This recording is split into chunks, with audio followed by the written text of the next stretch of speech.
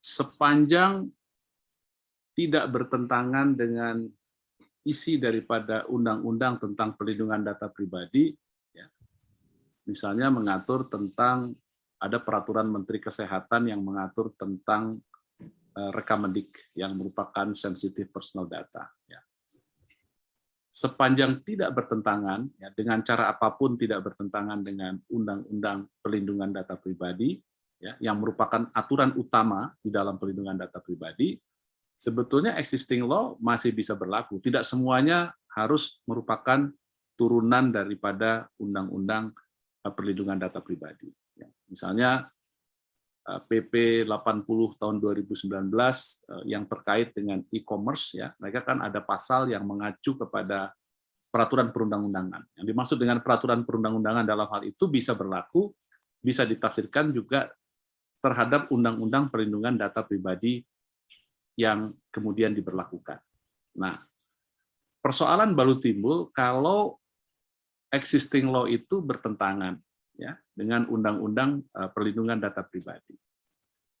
Kalau hal itu terjadi, ya, seharusnya memang mereka harus menyesuaikan, ya, menyesuaikan dengan undang-undang tentang perlindungan data pribadi dengan penjelasan sebagai berikut. Ya. Kalau kita bawa ke asas-asas hukum, ya, ada 3 asas hukum utama yang mungkin bisa kita cermati. Yang pertama, lex superiori derogat lege inferiori. Aturan yang lebih tinggi itu mengatasi aturan yang ada di bawahnya. Ya.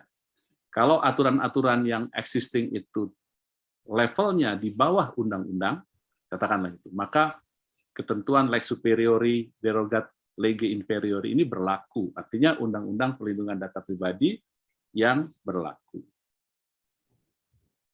Sepanjang menyangkut tentang perlindungan data pribadi, maka undang-undang perlindungan data pribadi yang sudah berlaku itu juga sesuai dengan asas lex specialis derogat lege generali, karena undang-undang ini mengatur secara khusus tentang perlindungan data pribadi. Sedangkan undang-undang lain, misalnya undang-undang kesehatan mengatur tentang misalnya rekamedik, ya, undang-undang perbankan mengatur tentang rahasia bank dan lain sebagainya, atau data perbankan dan lain sebagainya. Jadi dalam konteks itu undang-undang perlindungan data pribadi yang berlaku. Yang ketiga, undang-undang perlindungan data pribadi yang diberlakukan adalah undang-undang atau peraturan perundang-undangan yang terakhir, ya, dibandingkan dengan peraturan yang ada sebelumnya. Berarti kalau kita menggunakan asas hukum lex posteriori derogat lege a priori, ya, peraturan yang lebih belakang itu mengatasi peraturan yang sebelumnya, maka tetap undang-undang tentang perlindungan data pribadi itu yang berlaku. Ya. Itu yang kita gunakan, ya, sebagai dasar kemudian untuk menyikapi terhadap existing regulations, ya, dalam konteks pemberlakuan undang-undang perlindungan data pribadi. Tapi prinsipnya undang-undang perlindungan data pribadi karena sifatnya komprehensif, tingkat peraturannya tinggi, dan yang terakhir gitu ya, dan yang sangat spesifik mengatur tentang perlindungan data pribadi, maka aturan undang-undang perlindungan data pribadi itu yang berlaku. Kalau terjadi pertentangan, kalau tidak terjadi pertentangan maka bisa tetap berlaku. Ya, ini bagian daripada harmonisasi dan sinkronisasi dalam peraturan perundang-undangan. Begitu.